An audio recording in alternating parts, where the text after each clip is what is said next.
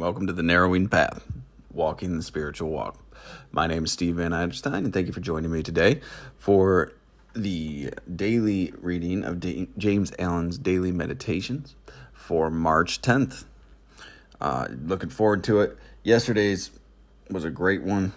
I keep saying that about every single one. I got to stop, but they're just all just such a, they've all just been so revealing, especially the last 10 days. So 9 days, hopefully. I'm going to believe this 10th one is too. So this will be fresh to you and fresh to me, meaning you'll get my genuine response, reactions, observations, and what I relate to about the reading.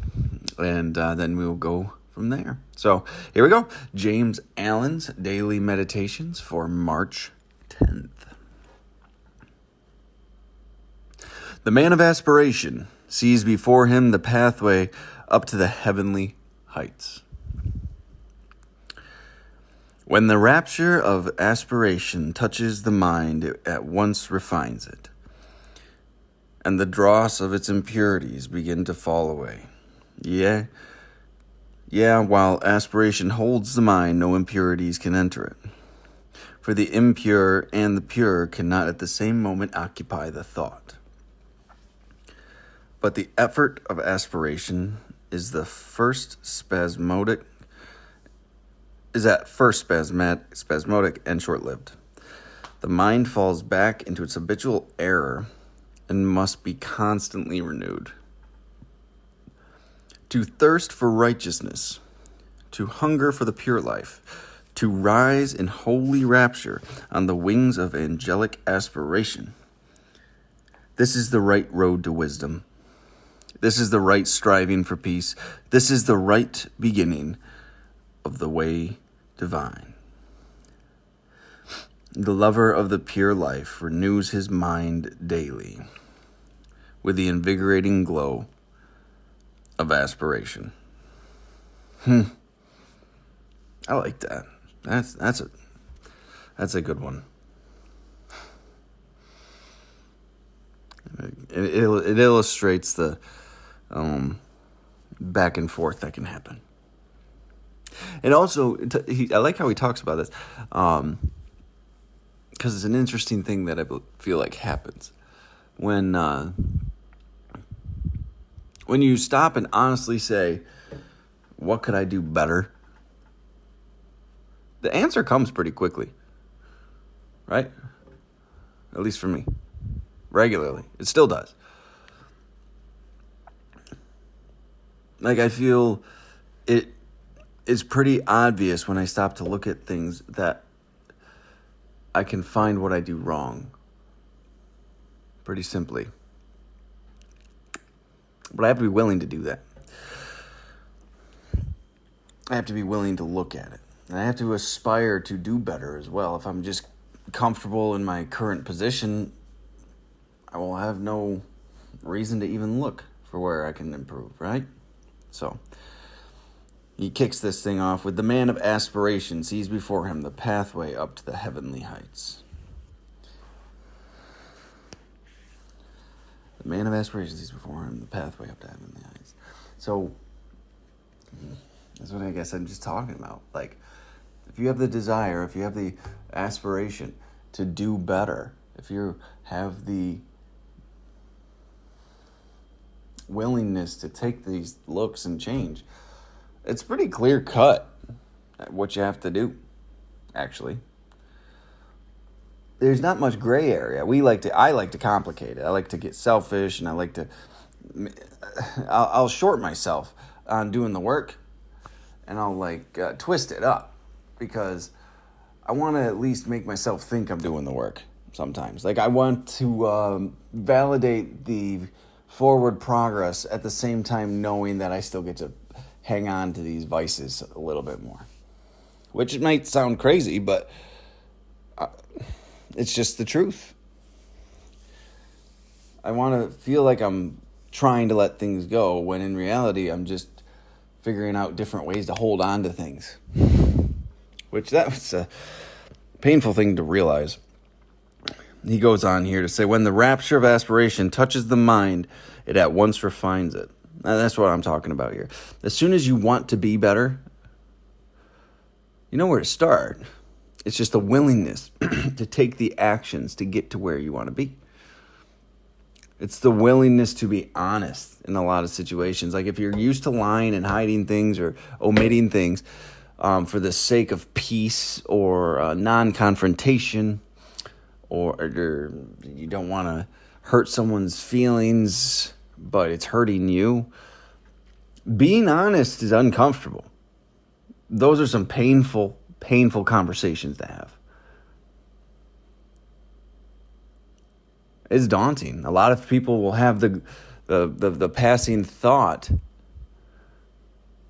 and then dismiss it because the work that it entails, the potential conflict and pain that goes along with it, they're not willing to suffer through. But the reality of it is they don't even know how much they're suffering right now, or how free they could be if they just willingly took that suffering on. So what he's saying here, as soon as you actually have the desire and aspire to do better, you'll see the next steps to take. You'll see the pathway up to heavenly heights, it says. He finishes that one with, and the dross of its impurities begins to fall away. The lies, the twists we put on things, the delusion, the manipulation, all of that. When we have true aspiration and true desire to change, moments of clarity, you might want to call them, you see right through your own crap. You see right through where you've put up walls. If only for a split second sometimes.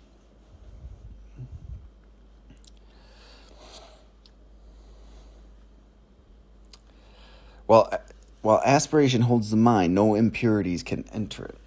For the impure and pure cannot at the same moment occupy the thought. What an interesting concept that is. But it's true. You can only have one thought at a time. Which some people might not believe because they feel like they've got multiple lines of narrative going in their mind all the time, or what's going on. But I can say from my personal experience, at least with this very specific thing, I guess I won't go outside of it. With this very specific thing, when aspiration holds the mind, when you have the genuine desire, those moments of clarity, the inspiration, aspiration, whatever you want to call it, to do better, nothing in that moment that is about doing the same old thing will stay there. The impure and pure cannot at the same moment occupy the thought. No impurities can enter it. In those specific moments, it might be the one right after it where your own stuff starts showing up. In those moments, though, no impurities can enter it. You see a very clear path. Try to hold on to that. All right. And he goes on here to say, but the effort of aspiration is at first spasmodic and short-lived. The mind falls back into the habitual error and must be constantly renewed. That when you start really going after these principles and after this refining way of life, it's all brand new. This is, we talked about repetition earlier in the week. Maybe it was last week. I can't quite remember which day in March it was, but that's what this is going to take to change your mindset, to think about what you're aspiring to be like, right? Like, this is not going to be just a simple switch and it's on. We were just talking about how no impurities can enter it when aspiration holds the mind. But pretty quickly, short after those first moments of clarity, you're getting in the way. You're adding your twist and your manipulation of yourself and delusion, because that's what we do. It takes a lot of effort to constantly bring this back into your mind. Like, no, I want to be like this. I want to practice my life this way. I want to practice these principles in my life in this way. This principle specifically right now. I want to do this. It's constant work. It's constantly moving forward. And Yeah, it's spasmodic and short-lived, very short-lived in my experience. The mind falls back into its habitual error and must be constantly renewed. It's progress. Yeah, it's not just a sudden glaring revelation and we move on. Like this is big stuff, and it takes work and effort. It's not necessarily easy. It's difficult in the beginning because you have to let go of a lot of things and really put effort into trying to change it. That's why that's why not many follow it.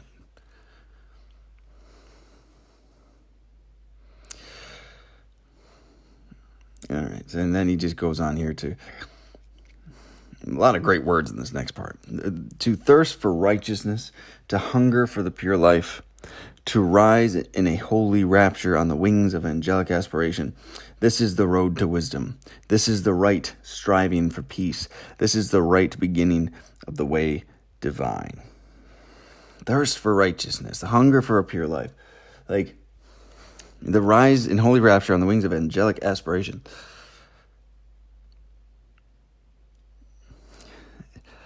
The way he words it here, it's like, who wouldn't want that? Who wouldn't want to be living a righteous life or have a righteous character, to have a pure life, genuine, good intentions, good motivation, selfless life?